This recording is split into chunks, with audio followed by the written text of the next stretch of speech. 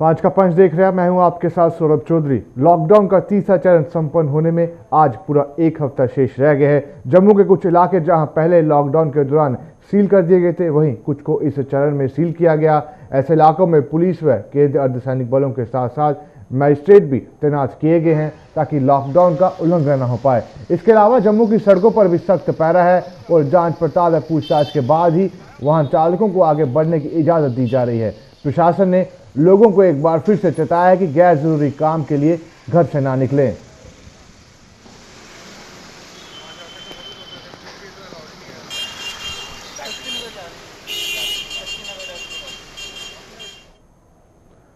चलिए बात करते हैं कटरा की, क्योंकि कटरा में लोगों को परेशानी का सामना करना पड़ रहा है। कटरा मजिस्ट्रेट ऑफिस के बाहर बाहरी राज्यों के रह रहे लोगों ने लगभग 5 घंटे इंतजार किया और ना तो इन लोगों को वहां कुछ मिला और ना ही इन लोगों की बात सुनी गई और ना ही इनके खाने की कोई व्यवस्था की गई। जब गुलिस्तान न्यूज़ के संवाददाता ने उनसे बातचीत की तो उनका यही कहना था कि जब हम तहसीलदार के ऑफिस में राशन लेने के लिए आते हैं तो हमें हमेशा राशन नहीं दिया जाता, ना हमसे मिला जाता है। हम बाहर बैठे बैठे ही थक हार कर वापस घर की ओर लौट जाते हैं और प्रशासन को लगातार गुहार लगा रहे हैं, पर प्रशासन का कोई भी नुमाइंदा उनसे बात करने को तैयार नहीं है। मेरा पति भी नहीं है, कोई नहीं है। जब तहसील में आओ जब भी कहते हैं कहीं और ले जाके, 1 महीने से दूसरा महीना लग गया, तीसरा महीना लगने वाला, अभी तक एक बार भी नहीं दिया। क्या काम करते हैं? मैं तो होटल में झाड़ू पोछा करते हैं। हम राशन के लिए आए भैया, हमें राशन नहीं, हम 2 महीने हो गए जहाँ आते हम एक बार राशन नहीं मिला। एक बार नहीं मिला? एक बार नहीं मिला हमको। माता तहसील ऑफिस में आते क्या बोलते हैं तहसील वाले? वो बोलते जाओ हम देंगे, जाओ देंगे। एक बार भी नहीं मिला हमें। लेने के लिए आए सर, क्या बोलते हैं? नहीं देते हैं सर, बोलता है क्या है नहीं, क्या करना। 5 बार आ चुके हैं सर, बोलता नहीं है, कुछ भी नहीं है। क्या काम करते हैं? दिहाड़ी लगाते हैं सर। यहाँ 1 महीना हम चक्कर लगाते हैं, यहाँ आते हैं फोटो खींच के। अभी तक हमको एक पाव वाटा नहीं मिला है, क्योंकि हम भी बाहर के रहने वाले बोलते हैं कभी पुलिस उठा कर इधर ले आते हैं, पुलिस वाले के भगाते हैं डंडे मार के।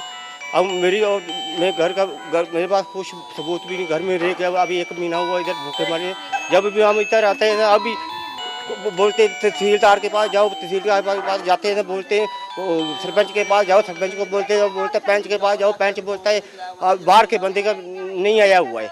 हम क्या करेंगे, कहाँ से खाएंगे, कुछ कहाँ से लेंगे? काम काज भी कुछ बंद हो गया, हमारा रोजगार कहाँ से कुछ खाएंगे, कहाँ। वही जम्मू कश्मीर की सांबा पुलिस ने सांबा के दूरदराज पहाड़ी क्षेत्र इलाके में कल भारी मात्रा में गोला बारूद बरामद किया, जिसमें 3 ग्रेनेड और 54 AK-47 के कारतूस बरामद किए गए। साझी तलाशी अभियान के बारे में SSP सांबा शक्ति पाठक ने बताया कि पुलिस ने भारी मात्रा में गोला बारूद बरामद किए हैं और इसको लेकर छानबीन भी की गई है। शक्ति पाठक ने कहा कि जब तक हमारी इन्वेस्टिगेशन पूरी नहीं हो जाती तब तक कुछ कहना मुश्किल है।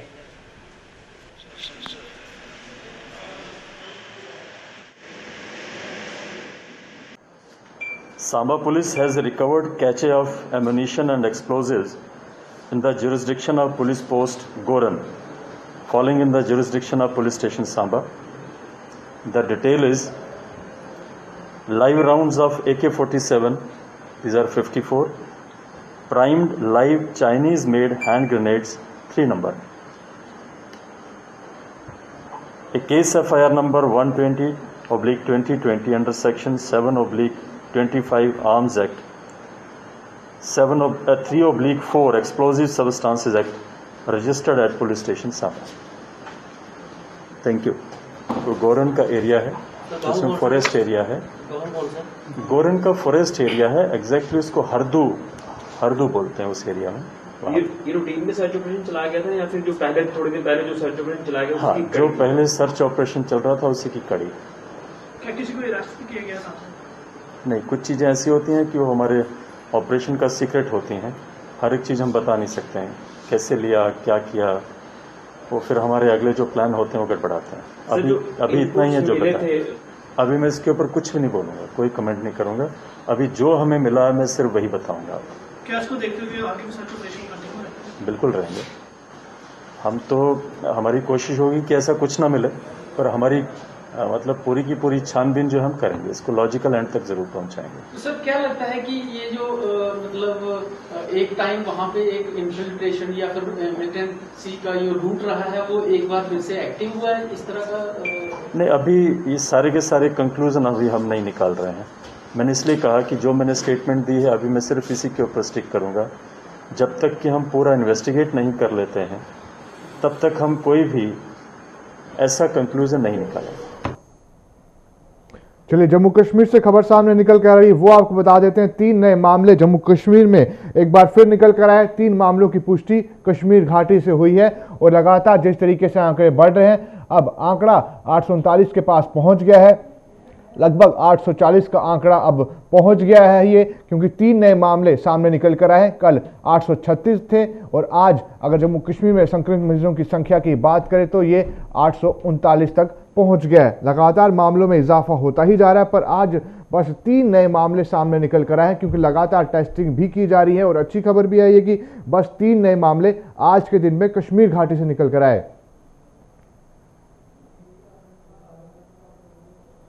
तो लगातार जिस तरीके से हम बात कर रहे थे, लगातार टेस्टिंग की जा रही थी कश्मीर घाटी में, जम्मू संभाग में, कश्मीर संभाग में टेस्टिंग पे जोर दिया जा रहा था। उसके बाद नतीजे भी सामने निकल कर आ रहे थे, पर जो दर था, जिस तरीके से, जिस रफ्तार से पहले मामले सामने निकल कर आ रहे थे, उसमें कहीं ना कहीं रफ्तार में कहीं ना कहीं ब्रेक लग गया है, विराम लग गया है। अब आज खाली 3 नए मामले सामने निकल कर आए। कल की बात करें तो कल 12 मामले सामने निकल कर आए थे, उसके पहले 25 के करीबी आंकड़े पहुंचते थे और आज बस 3 नए मामले सामने निकल कर आए। कुछ ही देर में हमारे संवाददाता हमारे साथ जुड़ेंगे, उनसे पूरी जानकारी लेंगे 3 नए जो मामले हैं ये कहां से निकल कर आए हैं। जम्मू संभाग की बात करें तो अभी तक आज के दिन में जम्मू संभाग से कोई मामला सामने निकल कर नहीं आया। ये मामले जो 3 आए हैं ये कश्मीर घाटी से निकल कर आए हैं, जिनकी पुष्टि अब हो गई है और जम्मू कश्मीर में संक्रमित मरीजों की संख्या 839 के पास पहुंच गई है। फिलहाल 3 नए मामलों की पुष्टि कश्मीर संभाग से। पूरी जानकारी बिल्कुल, ये सिक्किम्स के जो आज टेस्ट हुए थे तो वहां पर ये 3 पॉजिटिव आ चुके हैं। तो इसमें से बताया जा रहा है कि एक का ताल्लुक कुपवारा से और दूसरे का बारामूला से और तीसरे का जो है शोपियां से है। तो इस तरह से 800 के करीब जो आज टेस्ट, 850 के करीब टेस्ट वहां पर आज कंडक्ट किए थे, जिन सैंपल्स की टेस्टिंग हुई थी, तो उनमें से ये 3 पॉजिटिव आ चुके हैं। तो अभी तक जो 16 से आज तक का रिकॉर्ड आया है उसमें ये सबसे कम तादाद है, यानी 800 के करीब जो टेस्ट वहां पर लिए गए हैं, तो उसमें से 3 ही टेस्ट पॉजिटिव आना, इससे एक अच्छी संकेत है, अच्छी बात जम्मू कश्मीर के लिए समझा जा सकता है, क्योंकि इस लैब से सबसे कम तादाद में ये आज पहली बार इतना छोटा नंबर आया है। बिल्कुल, जिस तरीके से लगातार टेस्टिंग भी हो रही थी, हिलाल नतीजे आ भी सामने रहे थे, मामले बढ़ते भी जा रहे थे, पर कहीं ना कहीं अच्छी खबर है 3 नए मामले, क्योंकि इस पे लगा सकते हैं, उम्मीद लगाई जा सकती है। जिस तरीके से कभी 12, कभी 25, 30 तक ये आंकड़े पहुंच रहे थे, पर आज जो ये मामला सामने निकल रहा है खाली 3 मामले, क्या और आज इसमें मामलों में इजाफा हो सकता है कि ये बस 3 नए मामले स्कीम से सामने निकल कर आए हैं?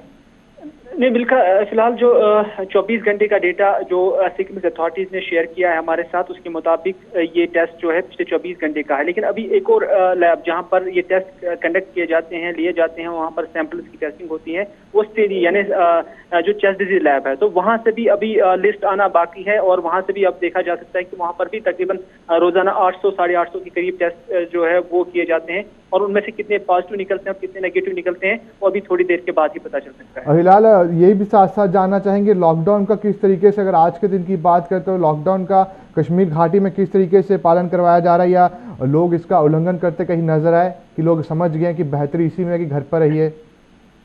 देखिए, माह रमजान का महीना है, रोज़ों का महीना है, और इसमें आम दिनों में भी हम देखते हैं कि जब इससे पहले भी रमजान आए हैं तो लोगों की तादाद बहुत कम और कलील होती थी जो सड़कों पर बाजारों में नजर आती थी। तो इस वजह से जब आज पहले ही लॉकडाउन है और लॉकडाउन के चलते लोग भी घरों के अंदर ही रहे, कुछ एक जगहों पर जो जरूरतमंद लोग हैं जो एसेंशियल सर्विसेज को हासिल करने के लिए जाते हैं, तो वो उन लोगों की आवाजाही नजर में आई है और उनसे भी पुलिस की जानिब से बात और पूछताछ की जाती है और पूछताछ के बाद ही उन्हें आने और जाने की इजाजत दी जाती है। तो इस तरह से लॉकडाउन का असर कश्मीर के हर कोने में साफ नजर आ रहा है। साथ ही साथ अगर बात करें जो छात्र बाहर फंसे हुए थे उनको भी लाने का सिलसिला एक बार फिर से शुरू हो गया है। लगातार बात करें, बेंगलोर से भी बच्चे लाए गए, अब गोवा से भी एक ट्रेन आने वाली है, उनके बारे में जानकारी जानना चाहें, किस तरीके की फैसिलिटीज उनके लिए तैयार की गई है जब वो यहाँ पर कश्मीर घाटी पहुंचे? देखिए, ऐसे लोगों की लगातार शिकायतें आ रही हैं, हालांकि हमें भी टेलीफोन कॉल्स मौसूल होती हैं, हमारे न्यूज रूम में भी कॉल्स आती हैं और लगातार ये ऐसे बच्चे शिकायतें करते हैं कि उन्हें कोई रिस्पॉन्ड वहां पर नहीं दिया जा रहा है। हालांकि गवर्नमेंट भी अपने लेवल पर कोशिश कर रही है, लेकिन उनका कहना है कि जब वो रजिस्ट्रेशन करते हैं या जो नोडल ऑफिसर वहां पर तैनात किए गए हैं, जब वो उन्हें कॉल करते हैं या उनसे सहायता हासिल करने की कोशिश करते हैं, लेकिन अनफॉर्चुनेटली उनकी तरफ से वो पॉजिटिव रिस्पॉन्स नहीं आता है, जिसकी वजह से उन्हें गुनोगो मुश्किलात से दो चार होना पड़ रहा है।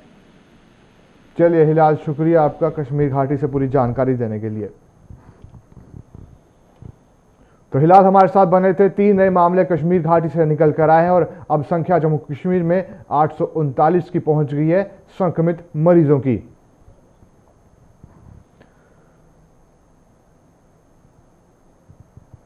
चलिए बढ़ते हैं आगे। उपराज्यपाल के सलाहकार फारूक खान ने आज लखनपुर का दौरा किया और कहा कि जम्मू में आने का यही एक रास्ता है और यहां पर प्रशासन अपनी पूरी नजर बनाए हुए है और जो बाहर से छात्र और मजदूर आ रहे हैं उनकी भी निगरानी की जा रही है और व्यवस्था को सुचारू रूप से चलाने के लिए, अच्छी व्यवस्था को रखने के लिए यहां पर प्रशासन का अमला मौजूद है और उसमें कोई ना कोई शिकायत सामने निकल कर नहीं आएगी।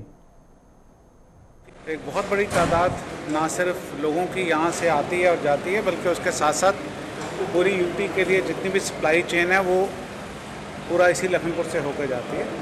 तो इस सारे में देखने की ज़रूरत होती है कि कहाँ पे हम जम्मू से ये मतलब अपनी जो एडमिनिस्ट्रेशन की तरफ से हम कैसे यहाँ की एडमिनिस्ट्रेशन को और ज़्यादा सपोर्ट दे सकें ताकि इनका काम किसी तरह से भी रुके ना।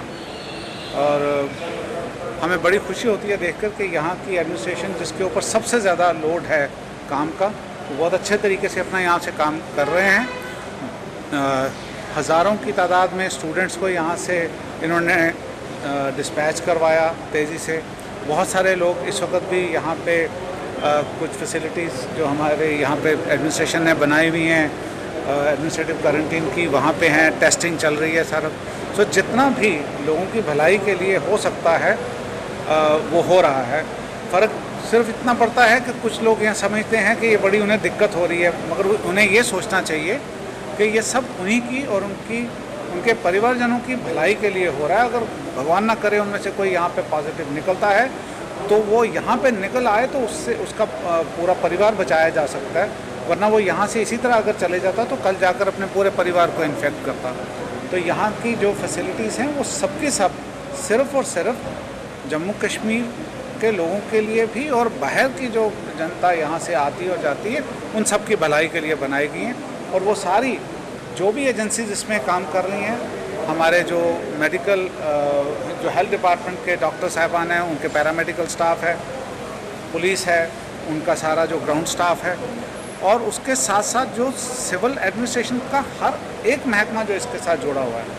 और मैं बताऊं कि हर एक महकमा वाकई जुड़ा हुआ है। डीसी साहब जो यहाँ पे हैं उनकी लीडरशिप में, जो हमारे एसएसपी हैं उनकी लीडरशिप में, जो हमारे प्रिंसिपल मेडिकल कॉलेज और हमारे सीएमओ साहिबान हैं, जो सब के सब ये सारी एक जॉइंट एफर्ट हो रही है, जो बहुत अच्छे तरीके से कोशिश कर रहे हैं कि जम्मू कश्मीर के अंदर वाले जो क्षेत्र हैं वो कोरोना से इफेक्टेड ना हो, कोरोना के किसी भी सस्पेक्ट को यहीं पर रोक लिया जाए। सर, जो हमारे जहाँ लेबर है उनको बाहर जाना है, तो परेशानी आ रही है, इसके लिए देखिए नॉर्मल ये नॉर्मल हालात नहीं है, थोड़ा परेशानी वाकई आ रही होगी कई जगह पे। हमारी कोशिश ये है कि देखिए लेबर ने अगर जाना है, मिसाल के तौर पर अगर लेबर बिहार के एक ज़िला की रहने वाली है, तो जब तक बिहार सरकार और बिहार का उस ज़िले का डिस्ट्रिक्ट मजिस्ट्रेट अलाउन नहीं करता, उनका यहाँ से वहाँ उनको एक्सेप्ट नहीं करता, तो हम उनको कैसे भेज दें? हम उनको फेंकने के लिए नहीं भेजेंगे। हम कम से कम उनको यहाँ पे रखकर उनके खाने पीने का प्रबंध भी देख रहे हैं। कोई आदमी जम्मू कश्मीर में भूखा नहीं सोने दिया जा रहा रात को। और कहीं पे भी हमारे कोई भी ऐसे लोग जो हैं जो रास्ते में फंसते हैं, हम उनके लिए भी करते हैं।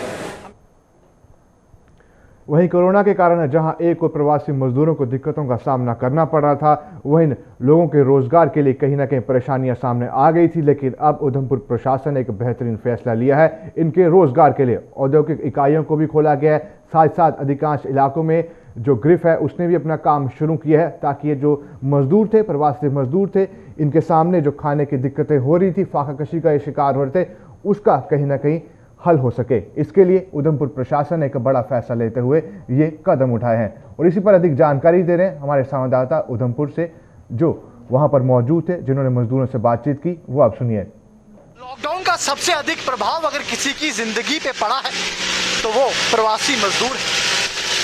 इन प्रवासी मजदूरों के सामने 2 वक्त की रोजी रोटी का संकट खड़ा हो चुका था, लेकिन अब सरकार व प्रशासन द्वारा कुछ सरकारी कार्यों को हरी झंडी दिखा दी गई है।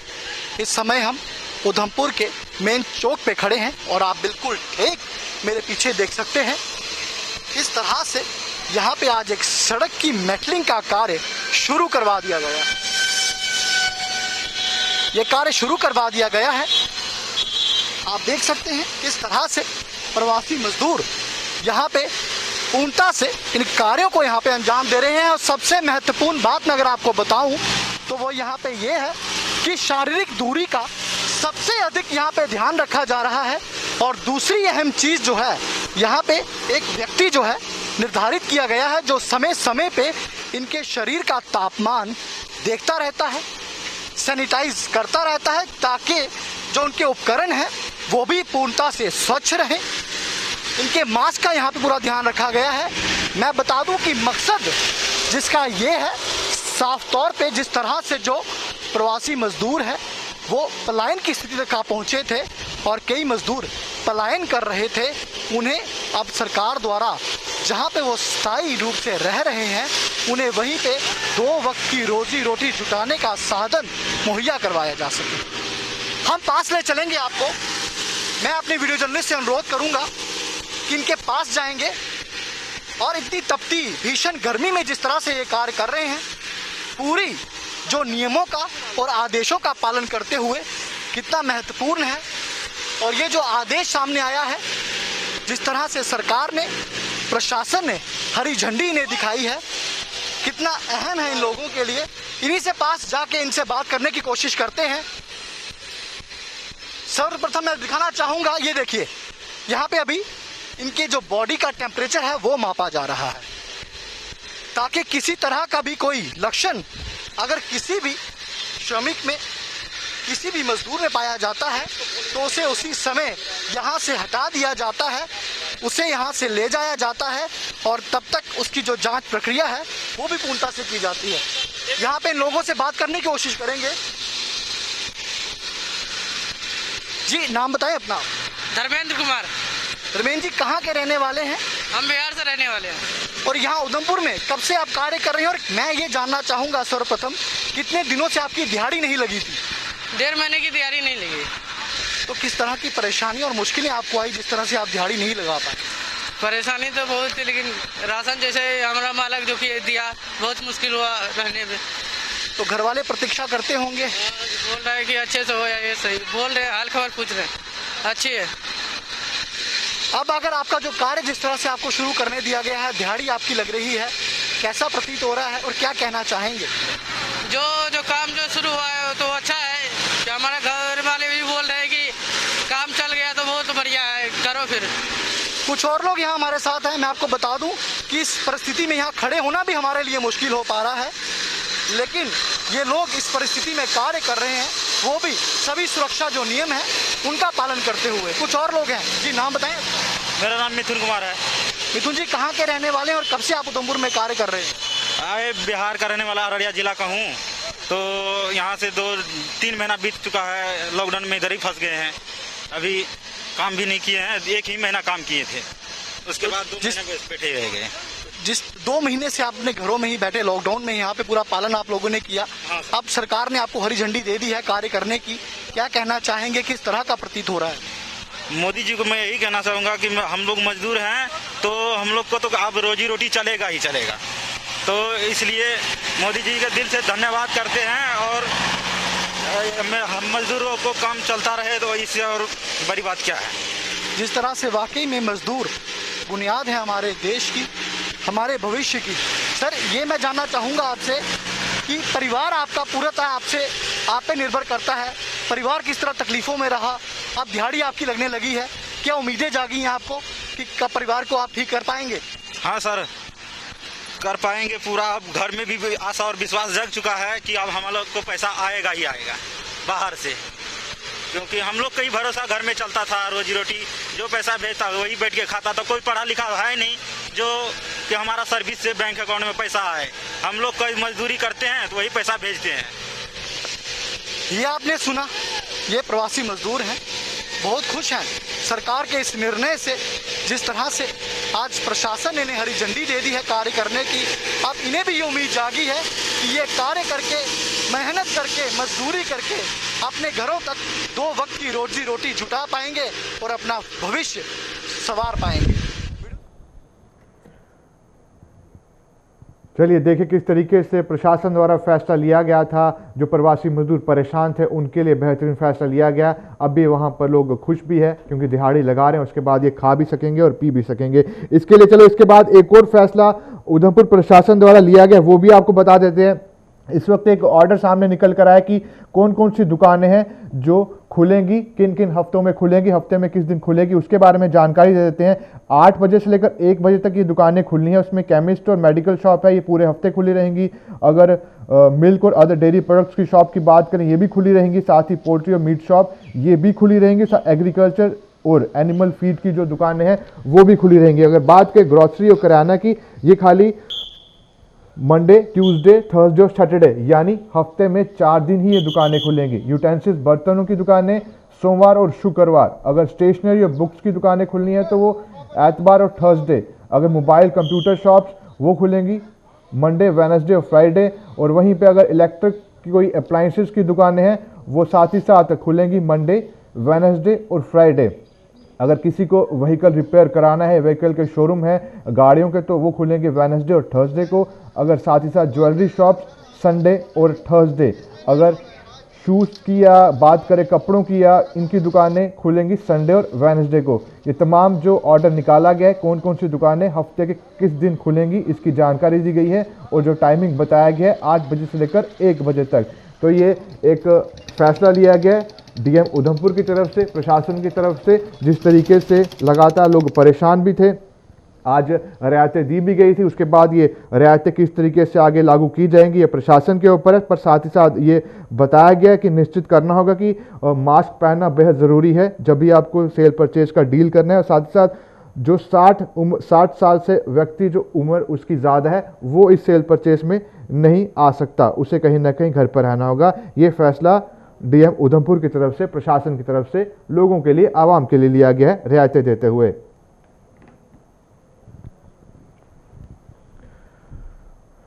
कहते हैं कि अपने पराये की पहचान मुसीबत के समय में ही होती है। ऐसा ही अनुभव जालंधर के एक परिवार को भी हुआ जब उसे लॉकडाउन के दौरान अपनों ने घर से बाहर निकाल दिया। वहीं गैरों ने उन्हें मुसीबत के समय में आश्रय देकर इंसानियत की मिसाल पेश की। पंजाब का एक परिवार लॉकडाउन से पहले अपने रिश्तेदारों से मिलने के लिए आरसपुर आया हुआ था। इसी दौरान लॉकडाउन घोषित कर दिया गया। जिनसे मिलने के लिए ये लोग मीलों का सफ़र तय करके आए थे, उन्हीं लोगों ने मुश्किल किस घड़ी में उन्हें अपने घर से बाहर का रास्ता दिखा दिया। अपनों के पराये हो जाने के बाद ये परिवार भटकता हुआ सतवारी पहुंच गया, जहां अशोक खजूरिया नाम के एक शख्स ने पराये होते हुए भी इन लोगों को अपनाया और अपनी दुकान में इन लोगों को ठहराया। ये लोग पिछले 18 से 19 दिनों से इसी दुकान में रह रहे हैं। अशोक खजूरिया उनके खाने पीने की पूरी व्यवस्था वहां पर कर रहे हैं। जहाँ नवेशा रिश्तेदार के यहाँ आए थे, 10-15 दिन उन्होंने हमको रखा। उनको भी खाने पीने की तंगी थी सर, उन्होंने अपने घर से हमें निकाल दिया। और वहाँ से जम्मू पैदल आए तो यहाँ रोड पे बैठे हुए थे। वहाँ अशोक खजूरिया जी ने हमें यहाँ रहने के लिए जगह दी सर। 10-12 दिन हो गए सर हम यहाँ रहते हैं, हमें पंजाब भेज दिया जाए। जो फैमिली है बेसिकली पंजाब के ही जलंधर से है और आरसपुरा में इनके रिलेटिव्स हैं, उनके यहाँ आए थे। तो वो भी मजदूर दिहाड़ीदारी थे, तो धीरे धीरे वहाँ पे उन्होंने इनको निकाल दिया कि भाई हमारे पास व्यवस्था हो नहीं पा रही है। तो वहाँ से जब पैदल जम्मू आए, फिर जहाँ पुलिस स्टेशन सतवारी के बाहर थे, तो वो लोगों ने प्रयास किया कि भाई इनका कहीं ना कहीं रात निकालने के लिए बात की जाए। तो मेरी SHO सतवारी साहब से भी बात हुई थी, तो उन्होंने कहा कि इनको कहीं एडजस्ट हो सकते हैं। तो मेरी जो दुकान थी तो मैंने दुकान में रखा है। तो पिछले लगभग 15-18 दिन से यहीं पे हैं। उनके खाने पीने की व्यवस्था हम कर रहे हैं, परंतु हमारा तो प्रशासन से यही निवेदन है, DC जम्मू से भी निवेदन है कि इनको अपने घर में भेज दिया जाए। क्योंकि अभी सरकार ने ऐसा ऑर्डर भी किया कि लोग अपने लेबर जा सकती है अपने में, तो इनको अपने घर जा सकती है। तो इनको भी कहीं पंजाब जहाँ जो जाना चाहते हैं, इनको घर में भेजा जाए। चलिए इसी के साथ 5 के मंच पर विराम लगाते हैं। बाकी देश और दुनिया की तमाम खबरों के लिए आप बने रहे हमारे साथ, देखते रहे गुलिस्तान न्यूज़।